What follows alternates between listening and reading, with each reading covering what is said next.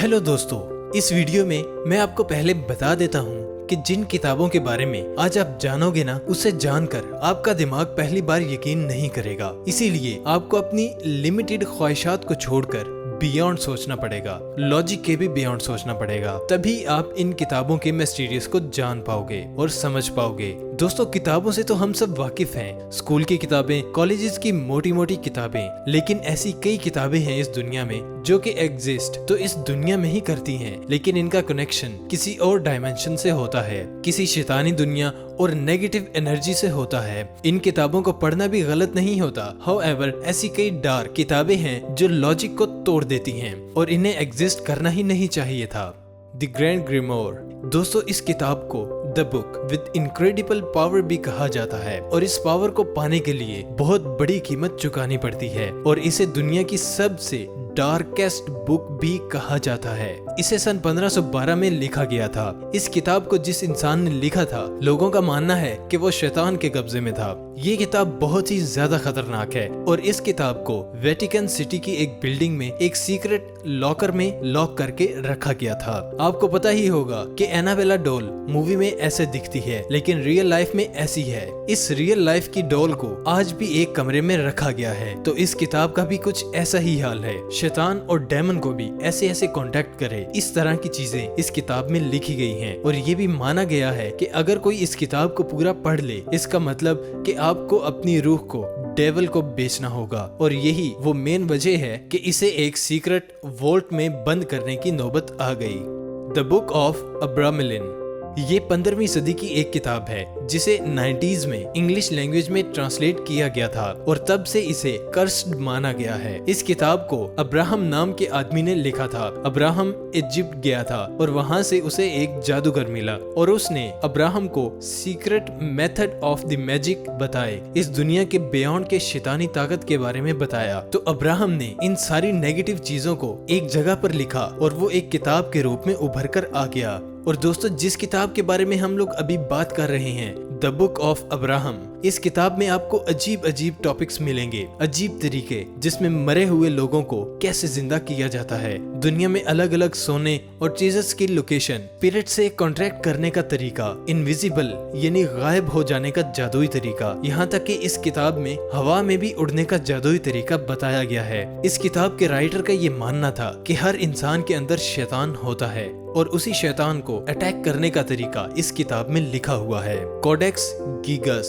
साल 1648 में 30 year war खत्म होने वाला था। स्वीडिश आर्मी ने सिटी ऑफ प्रैग को लूटा और वो लूट कर वापस स्वीडन गए और इसी लूटे हुए सामान में इन्हें एक किताब मिली, एक बहुत ही बड़ी और भारी किताब। इस किताब का वजन तकरीबन 74 यानी 74 किलो है और इस किताब का नाम था कोडेक्स गीगस, जिसे डेविल्स बाइबल भी कहते हैं। इस किताब में ओरिजिनली पहले 320 पेजेस थे, लेकिन अब जहां पर इस किताब को रखा गया है, इसमें 310 पेजेस ही बचे हैं और इसे भी एनाबेला डोल की तरह से रखा गया है, डोंट टच की एक वार्निंग के साथ। इस किताब को जिस आदमी ने लिखा था वो एक मॉन्क था और उसने एक दफा अपनी कसम तोड़ी थी और उस कसम को तोड़ने के बाद अपने आप को सजा देने के लिए उसने खुद को एक कमरे में बंद कर लिया था, बिना कुछ खाए पिए, और मरने के लिए तैयार हो गया। और मरते वक्त उसने ये ठान लिया था कि मैं जो भी सीक्रेट्स इस दुनिया के बारे में जानता हूँ, जो भी जादू टोने जानता हूँ, सबको एक जगह पर लिखूंगा।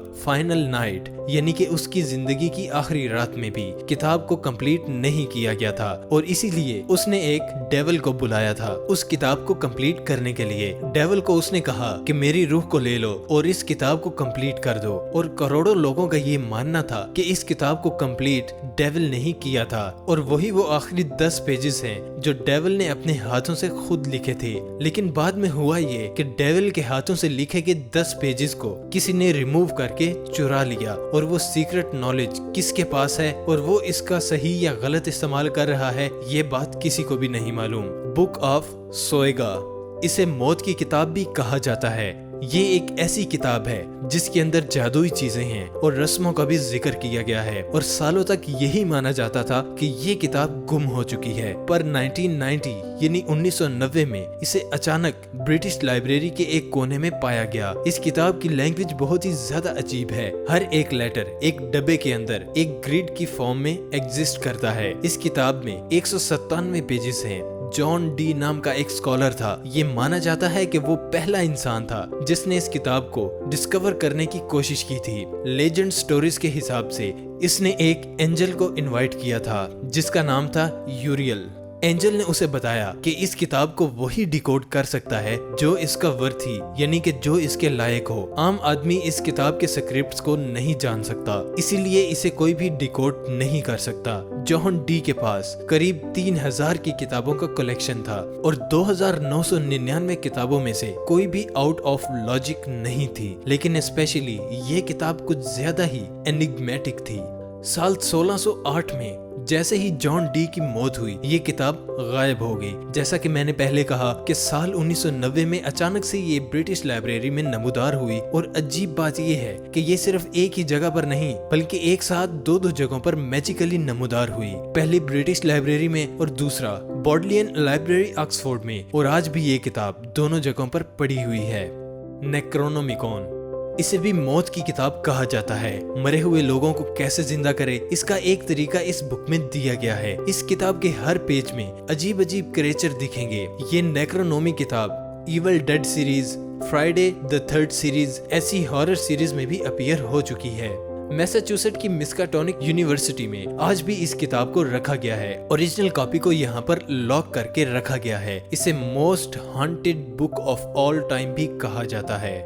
ग्रिमोयर, इसको मैजिक की किताब बोला जाता है। इस किताब में काला जादू और अलग अलग मैजिक का जिक्र किया गया है। जो लोग जादू टोने पर शिकन भी नहीं रखते वो लोग इस किताब को पढ़ने के बाद जादू टोने को ही अपनी जिंदगी का मकसद बना लेते हैं। इस किताब की लैंग्वेज अननोन नहीं है और इसे डिकोड किया जा चुका है। जो इसे पढ़ता है उसका दिमाग बुरी तरह से ब्रेन वॉश हो जाता है।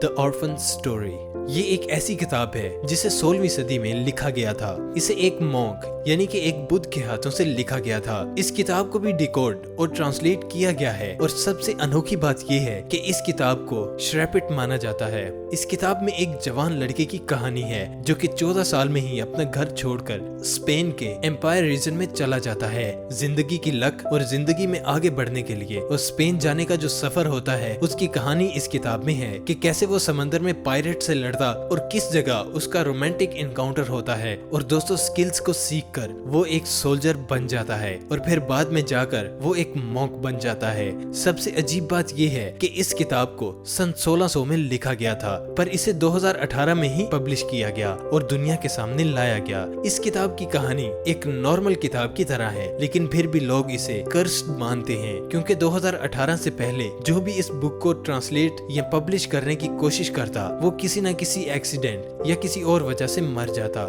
न जाने कितनी बार इस बुक को पब्लिक के सामने लाने की कोशिशें की गई और जिन लोगों ने 2018 में इस किताब को पब्लिश किया शुक्र है वो आज भी जिंदा हैं। द ग्रेट ओमार, फ्रांसिस सिंगोर्स्की एक बुक बाइंडर थे। उन्होंने एक ऐसी किताब को बनाया जिसे एक्चुअल में कर्स्ड ही नहीं बल्कि most cursed book of all time भी कहा जाता है। इस किताब को टाइटैनिक के डूबने की वजह माना जाता है कि अनसिंकेबल के नाम से जाने जाने वाला टाइटैनिक जब डूबा था तब ये किताब इसी पर थी और अब ये किताब अटलांटिक ओशन के बीच में टाइटैनिक के मलबे के साथ कहीं न कहीं पड़ी हुई है। इसकी ओरिजिनल कॉपी फिर किसी को नहीं मिली। बाद में इसके ऑथर की ओरिजिनल ड्राइंग्स को लेकर इसकी सेकंड कॉपी को बनाया गया।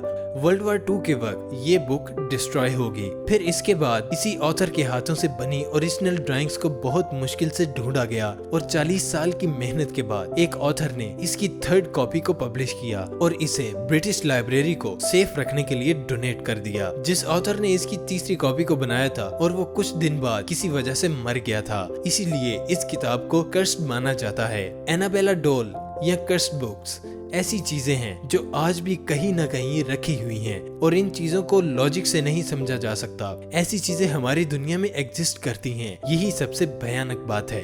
तो दोस्तों, मैं उम्मीद करता हूँ कि दुनिया की इन हैरत अंगेज किताबों के बारे में जानकर आपके नॉलेज में इजाफा जरूर हुआ होगा। अगर ऐसा है तो वीडियो को लाइक और अपने दोस्तों के साथ शेयर भी जरूर कीजिएगा। और जिन्होंने अभी तक हमारे चैनल सरसब्स टीवी को सब्सक्राइब नहीं किया, वो इसे जल्दी से जल्दी सब्सक्राइब करके साथ मौजूद बेल आइकन को भी ऑन कर लें। तो मिलेंगे आपसे नेक्स्ट वीडियो में, तब तक के लिए अपना और अपनों का बहुत सा ख्याल रखिएगा।